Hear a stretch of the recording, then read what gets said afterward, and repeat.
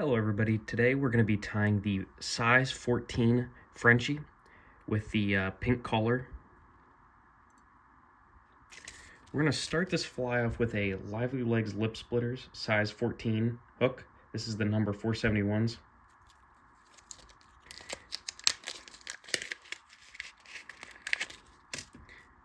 And the bead we're going to be putting on today is a brass bead. This is the size 7/64. This pairs well with the size 14 hook.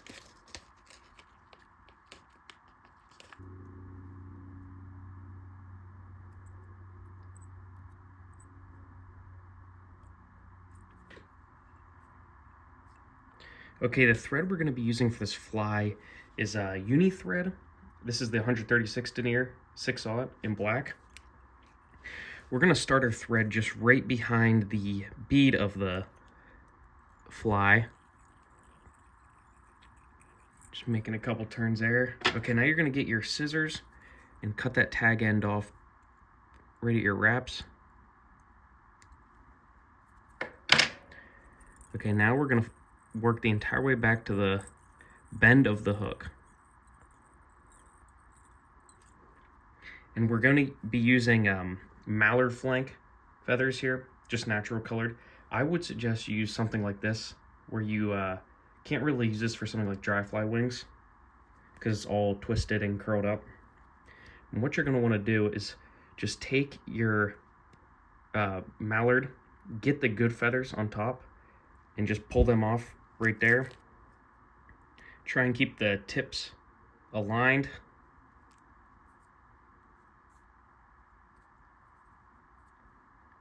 Now you can make the tail as thick or as thin as you want. I usually like a thinner tail. So that looks about right. Okay, now I'm going to clump those together, making sure those tips are aligned, and go 3/4 of the way down the hook. Keeping that measurement with your thumbs, we're going to just do one pinch wrap, and then go over it again. Okay, that tail looks perfect. Making sure you're right at the edge of your wraps. Okay, now because this fly can handle some bulk, we're going to just tie this up. You can use CDL for the tail as well. I just use Mallard because it's a little bit cheaper, more readily available. Cut that end off. Okay, now we're just going to cover that thread, cover that end of that feather. Okay, now we can put our gold on, our gold wire. This is what we're going to be using for the wire. You can switch this with any color wire you want, but I got small soft wire and gold.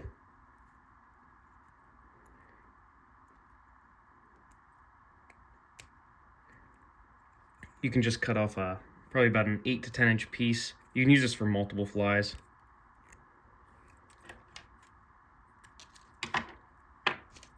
Okay, now that I got my piece of gold wire, I'm going to tie it in on my side of the hook. So the side facing you. Making sure that's... I like to tie it in right behind the bead because, like I said, this fly can handle a little bit of bulk. You want a thin fly, but you're going to see here it usually is a pretty thin fly. Now, keep wrapping, covering that wire the entire way to where... probably about the point of the hook. There should be a little bit of thread that you didn't wrap over from about here to the end of your tail, from about the point of the hook to the end of the tail. And now we're going to grab our pheasant tail.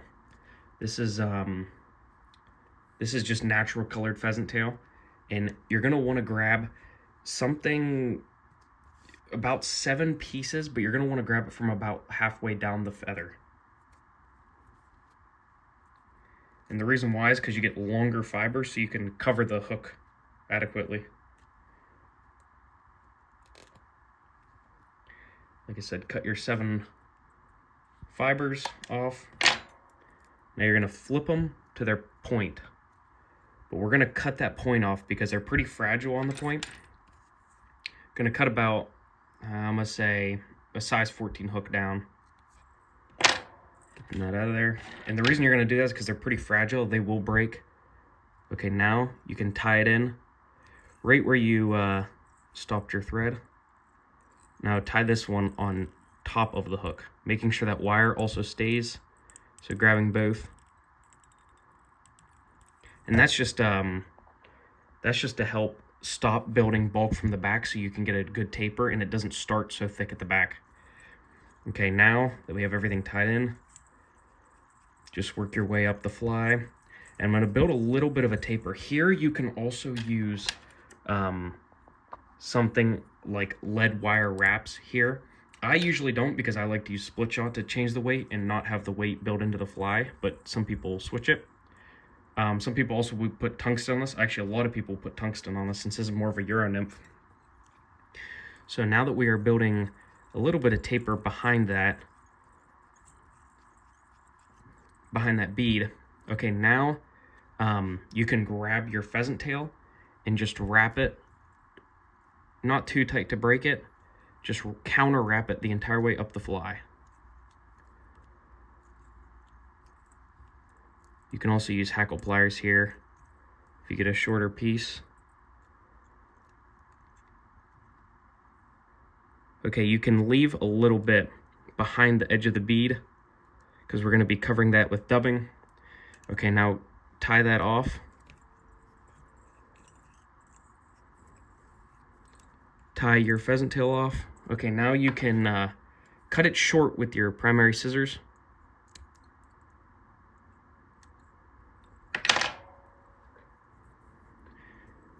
Now you can just cover those butt ends. Okay, now this, since we counter wrapped the pheasant tail, we are just going to wrap this normally, the wire.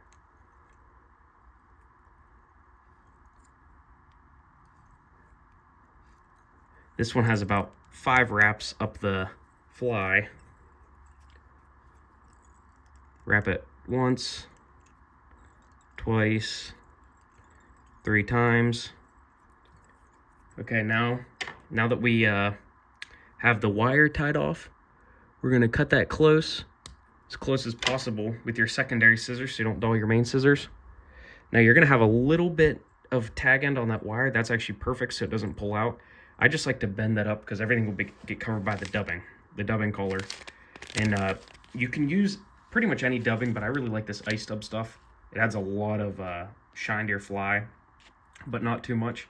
This is in pink. You can tie this in any color ice dub. You know, shrimp color, gold colored, purple colored, green, anything. But whenever you take your dubbing, you do not add a lot. Like this probably is a little bit too much. So I'm just going to make it really, really wispy. And just put that onto the thread. Ice dub usually is a little bit more shaggy looking, which is perfect. Okay, now just cover you should have a little bit of black threads. See, that's perfect right there. Just covering that. Now you're going to pull the fibers from your ice dub back, and you're going to go right behind the bead just one time. And then take your whip finish tool and do a 4 to 5 turn whip finish.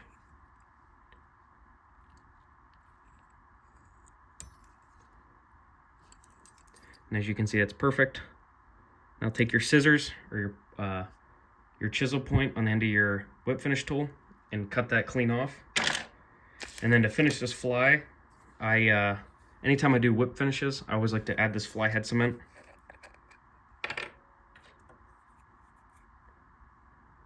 Just take some of your fly head cement on a bodkin and just put a pretty healthy amount on those thread wraps.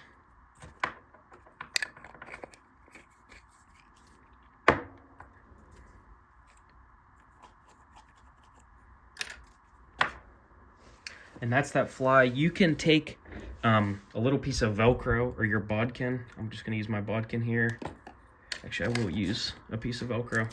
You can take a little piece of Velcro and just kind of tap it out. Get your fibers a little bit more shaggy to make it kind of have this buggy appearance. Not too much though. That's about perfect right there. I wouldn't touch anything else. Okay, there you go.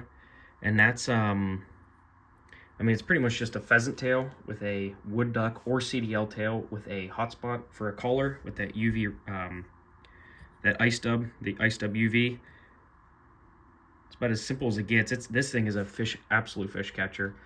Super simple to tie, sinks super fast. You can tie this in a variation, which I most likely will be doing a video on later. The thread version, instead of using pheasant tail, you just go straight up it with thread, and then you cover that in UV resin or fly head cement. This fly is definitely a killer. I would say this is a better alternative than the pheasant tail because of that collar on it.